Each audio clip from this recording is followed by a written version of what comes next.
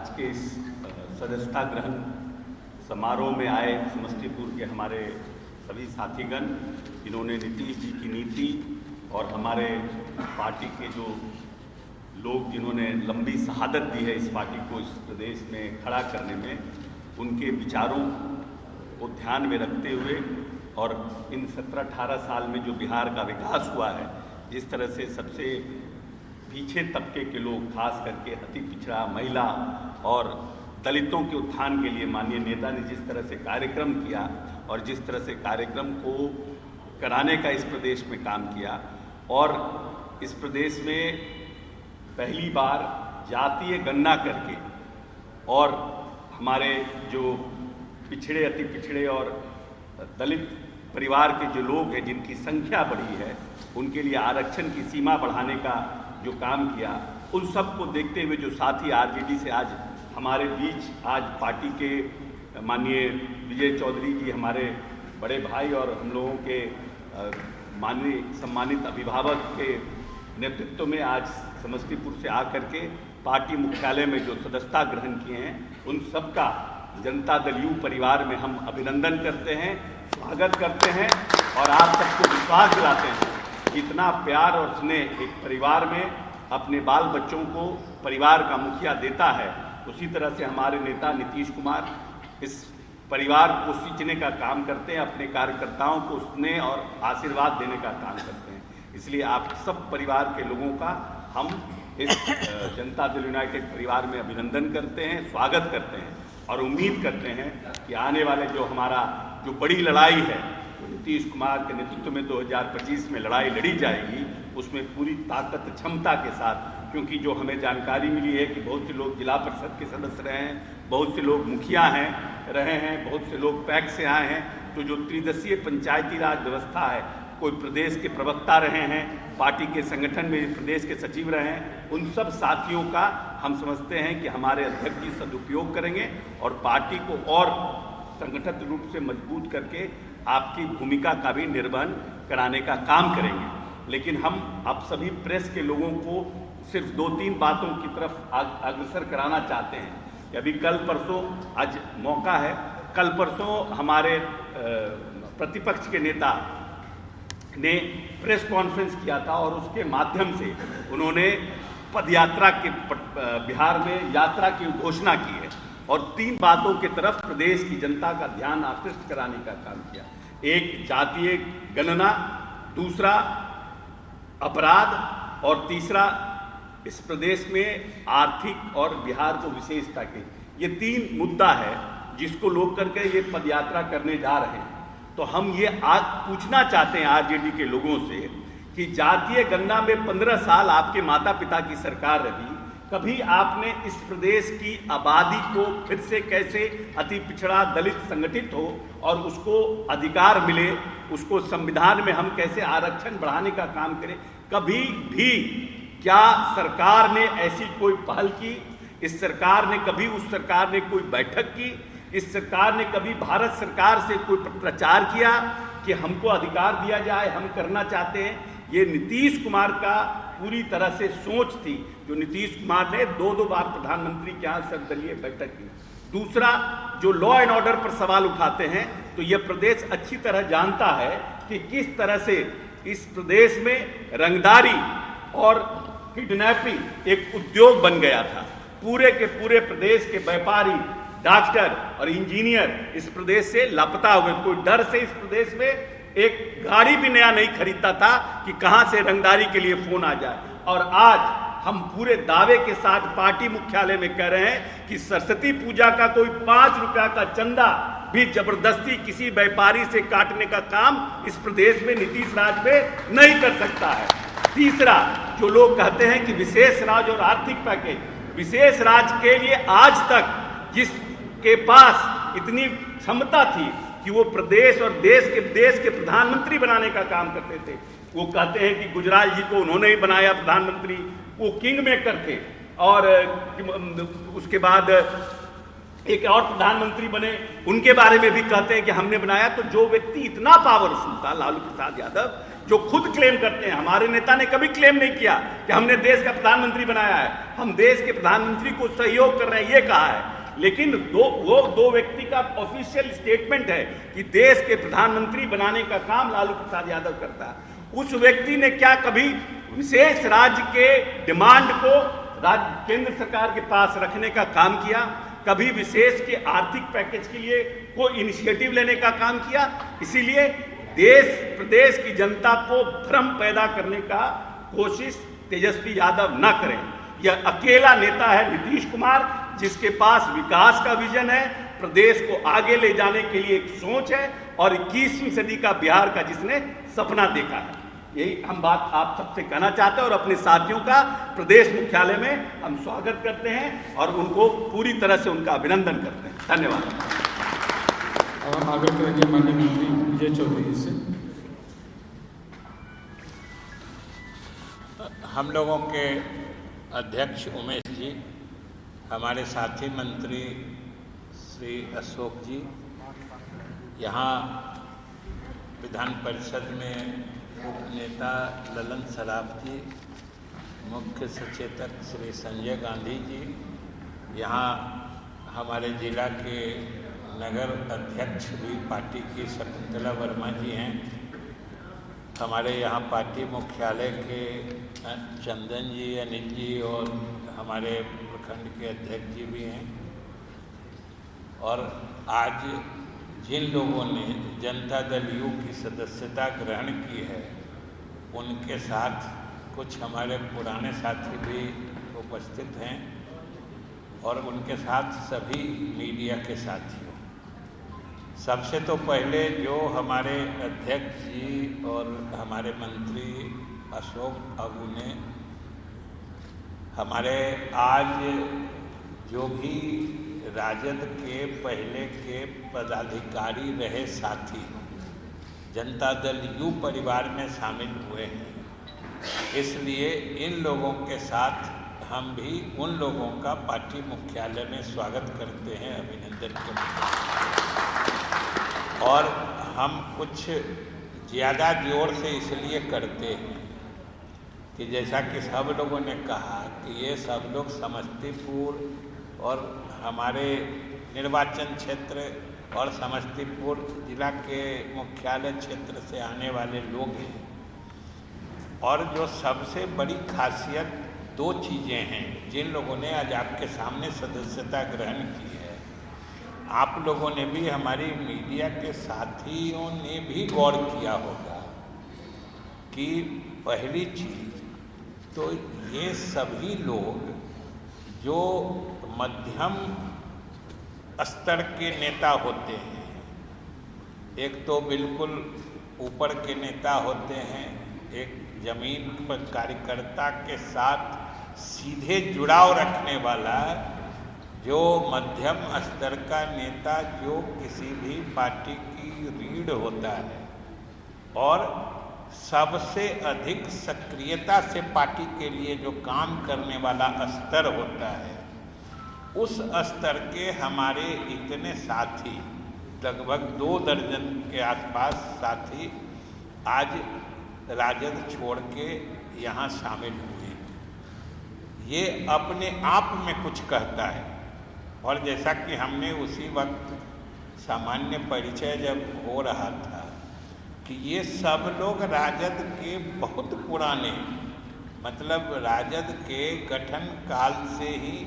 समर्पित कार्यकर्ता थे, लेकिन ज्यों-ज्यों धीरे धीरे इन लोगों को भी राजद के क्रियाकलाप से फिर मन में जो भावना आई, उसके आधार पर उन्होंने ये निर्णय लिया है, जो स्वाभाविक रूप से एक बहुत ही प्रासंगिक, जो अभी के मौजूद कहते हैं, बहुत ही सही निर्णय है।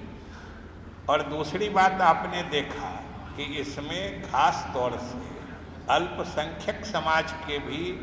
जो राजद के प्रदेश स्तर के और इसमें प्रखंड अध्यक्ष लगातार कई वर्षों तक रहने वाले लोग सब हैं,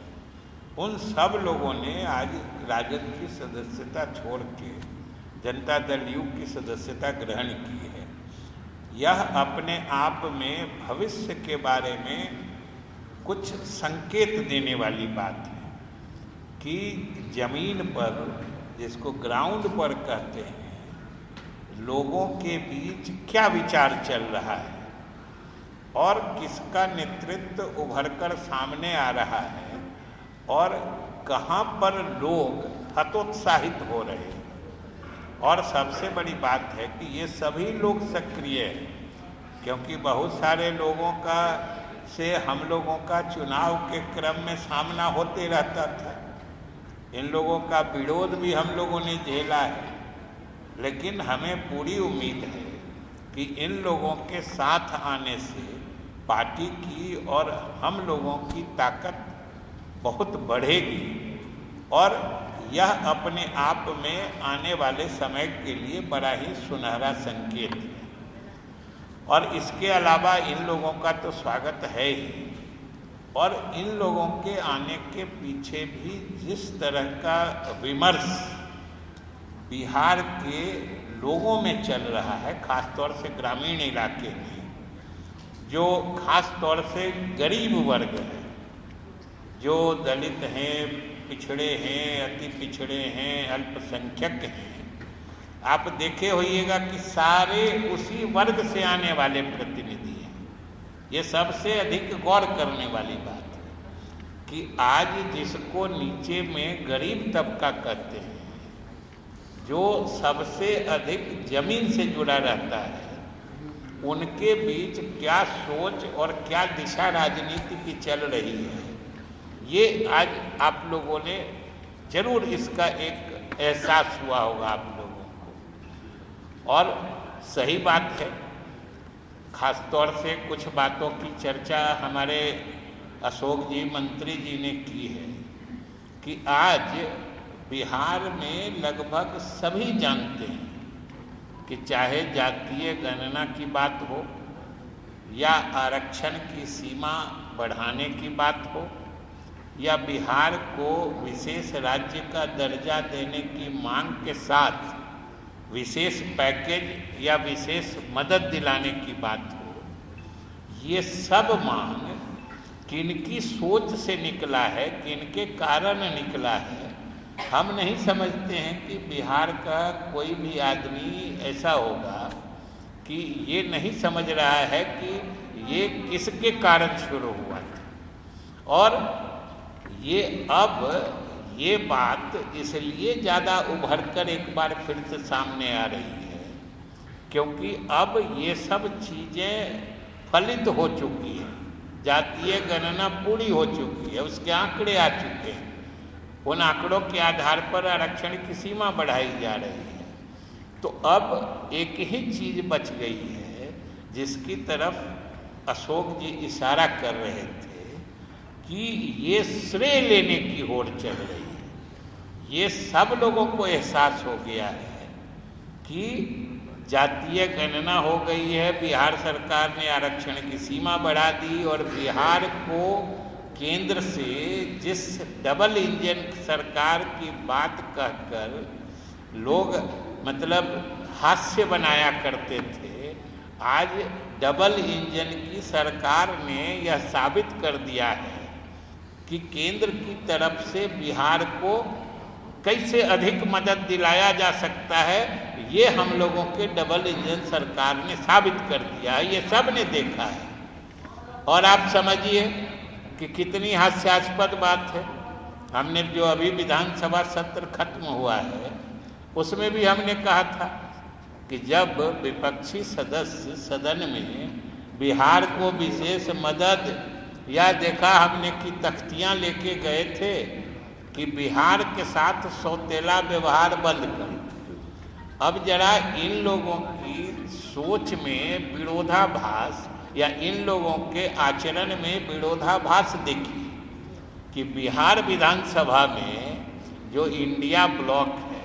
जो एनडीए के खिलाफ है, उसके सारे सदस्य तख्तियां लिए हुए थे कि बजट में बिहार के साथ सौतेला व्यवहार हुआ है और वहां संसद का भी सत्र चल रहा था। इन सभी दलों के बड़े नेता और राष्ट्रीय स्तर के नेता और सभी सांसद संसद में प्रदर्शन कर रहे थे कि केवल बिहार की थाली में जलेबी और पकौड़ा दिया गया है, बाकी सब प्रदेश की थाली खाली छोड़ दी गई है। ये इन लोगों के सोच और इन लोगों का मतलब जो मानसिक दिवालियापन है, ये और कुछ नहीं है, ये हताशा की निशानी है। इनको समझ में नहीं आ रहा है, क्योंकि पहली दफा बिहार को जो वित्त आयोग होता है, जिसकी अनुशंसा पर केंद्र राज्यों के बीच संसाधन का बंटवारा होता है, उससे अलग हटके लगभग 58,59,000 करोड़ रुपए की अलग से राशि दी गई है, जिसकी मांग हम लोग कर रहे थे कि विशेष राज्य का दर्जा दीजिए या विशेष पैकेज दीजिए या विशेष मदद दीजिए। सबका अंतिम निष्कर्ष एक ही होता है कि हम लोगों को विकसित प्रदेश बनने के लिए हमको और संसाधन चाहिए, क्योंकि हमारे पास प्राकृतिक संसाधनों का अभाव है। हमारे पास खान खदान या समुद्री किनारा नहीं है, इसलिए हमको विशेष मदद चाहिए। और हमने अपनी विश्वसनीयता और दक्षता साबित कर दी है कि हमारे पास जितने सीमित संसाधन हैं, उसी की बदौलत आज देश में जितने विकसित प्रदेश हैं, हम उनसे कड़ी स्पर्धा कर रहे हैं। विकास दर के मामले में यानी तरक्की की रफ्तार के मामले में हम किसी विकसित प्रदेश से कम नहीं हैं। और आज बल्कि लगातार नीतीश कुमार के नेतृत्व में जो पूरे देश का औसत विकास दर होता है, हम लोग हमेशा उससे आगे रहे हैं। देश का औसत विकास दर हमेशा इकाई अंक में रहता है। अभी पिछले समय भी लगभग 7% हुआ है और हम लोग का 10.6% है। हमेशा हम लोगों ने अपने सीमित संसाधन में सिद्ध कर दिया है कि हम अपने बेहतर प्रबंधन और सुशासन के माध्यम से हम तेज गति से तरक्की कर रहे हैं। लेकिन जब गरीबी के मानक पर आकलन होता है तो हम गरीब ही रह जाते हैं। यही कारण है कि हम लोग विशेष मदद मांगते हैं कि हम लोगों के गरीबी के कुछ बहुत गहरे कारण हैं, जिनको दूर करने के लिए हमको विशेष मदद चाहिए। और अभी देखा होगा आपने, पूरे देश का अखबार और आप ही लोगों का चैनल सब पूरे दिन कम से कम 2 दिन चलाता रहा, जो पहली दफा बिहार को इतने बड़े पैमाने पर विशेष मदद मिली है। कोई चैनल, कोई प्रिंट मीडिया नहीं है जिसने इसे अपनी सुर्खी नहीं बनाई थी। लेकिन बिहार के विपक्ष के नेता तख्ती लेके घूम रहे थे। ये समझिए कैसी मानसिकता है। और अब श्रेय लेने की होड़ चल रही है। खास तौर से हम आपके माध्यम से कहना चाहते हैं कि आप जरा सोचिए कि श्रेय लेने की कैसी होड़। कुछ पार्टी नेता कह रहे हैं कि हम लोगों ने कराया। अब जातीय गणना की ही बात ले लीजिए। जातीय गणना का फैसला कब हुआ था? जातीय गणना कराने का फैसला मुख्यमंत्री नीतीश कुमार के नेतृत्व में जून 2022 को हुआ था। जून में जब बिहार में एनडीए की सरकार थी, उस समय हमारे मतलब पार्टनर भी वो नहीं थे। एनडीए की सरकार थी, हम लोग भाजपा के साथ शासन चला रहे थे। और जहां तक उनकी भूमिका की बात है तो मुख्यमंत्री जी ने स्वयं और बिहार सरकार ने हमेशा कहा है कि इन मामलों में सभी दलों की सहमति रही है। विधानसभा से लेके हर जगह सर्वसम्मत प्रस्ताव पारित हुआ है, तो इसमें किसी ने विरोध नहीं किया। हम लोग इतना तो मानते हैं। लेकिन श्रेय अगर एक आदमी एक पार्टी को जाता है तो वह सिर्फ नीतीश कुमार हो सकते हैं। और ये पार्टी राष्ट्रीय जनता दल जो अभी दावा करती है जो हमारे कारण हुआ है, भाई जिस समय ये निर्णय हुआ और कराया जा रहा था उस समय तो आप सरकार के भी हिस्सा नहीं थे। तो आपके कारण या आपके दबाव में कैसे हो सकता है? इसलिए ये सब सिर्फ चूंकि ये काम सफलता से हो गया और आरक्षण सीमा बढ़ा दी गई और अब लग रहा है कि जनता में इस बात की का काफी प्रभाव है, तो अब घुस के इसका श्रेय लेना भी चाह रहे हैं। तो भाई जनता कोई ऐसी तो है नहीं जो कुछ नहीं समझती है, सब बात को अच्छी तरीके से समझती है। अब ये लोग इस हताशा में जो कैसे हम छूटी हुई ट्रेन को भी दौड़ के पकड़ लें, आप विधानसभा में देखते होइएगा कि कह रहे थे कि इसको 9वीं अनुसूची में शामिल करो, अभी भी कह रहे हैं। अरे भाई, जिस दिन आरक्षण की सीमा बढ़ाई गई, हमको लगता है नवंबर 23 में कैबिनेट से फाइनली हुआ था, उसी समय बिहार सरकार ने फैसला लेके मुख्यमंत्री के निर्देश पर भारत सरकार को लिख दिया था कि इस कानून को यानी इस अधिनियम को जिसके माध्यम से दलित, अति पिछड़े, पिछड़े इन लोगों के लिए आरक्षण की सीमा बढ़ाई गई थी, इसको 9वीं अनुसूची में शामिल करो। ये उसी समय तत्काल सरकार ने और मुख्यमंत्री ने फैसला लेके लिख दिया, अनुशंसा कर दी। इनकी नींद आज खुली है, ये आज कह रहे हैं कि 9वीं अनुसूची में शामिल करो। उसमें भी कितना हास्यास्पद है, सो सुनिए, हमने विधानसभा में भी कहा था कि सब जानते हैं कि सरकार के इस निर्णय को उच्च न्यायालय में चुनौती दी गई, उच्च न्यायालय ने इस कानून को निरस्त कर दिया है, मतलब वो कानून आज की तिथि में नहीं है।